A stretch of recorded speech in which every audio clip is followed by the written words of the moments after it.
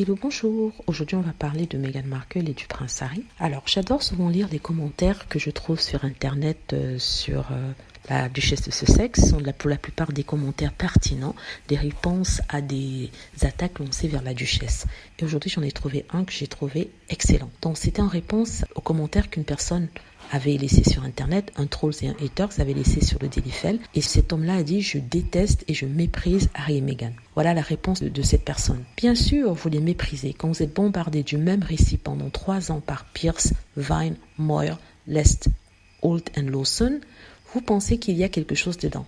Vous prenez même plaisir à amplifier leurs pensées avec vos amis et les étrangers sur Internet comme s'il s'agissait de votre propre opinion. C'est ainsi que fonctionne la propagande. Même lorsque les tribunaux soulignent que votre maître à penser était du mauvais côté de la loi, vous vous accrochez à ces idées qui ont été plantées dans votre tête car admettre qu'elles manquent de crédibilité, c'est admettre que vous avez été manipulé. Vous le voyez comme un échec personnel.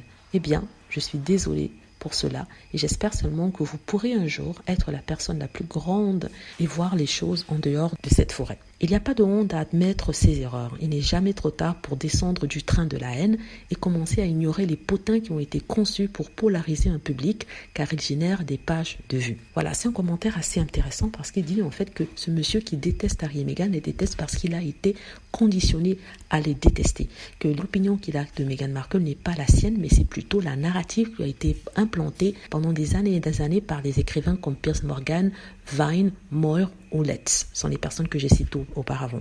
Et que ce n'est pas son idée. Quand il se rend compte que dans la vraie vie, on ne valide pas ses idées négatives sur Meghan et que la loi ne sanctionne pas Meghan parce qu'elle la trouve dans son droit, eh ben, la personne est déçue parce que elle s'accroche à cette idée que Meghan est mauvaise parce qu'elle ne veut pas reconnaître qu'elle s'est fait manipuler et qu'elle a eu tort. La personne lui dit, il est toujours temps de reconnaître son tort et accepter son échec en disant que ce n'est pas son opinion personnelle de Meghan Markle et de quitter, de laisser le train de la haine pour pouvoir apprécier les choses différemment.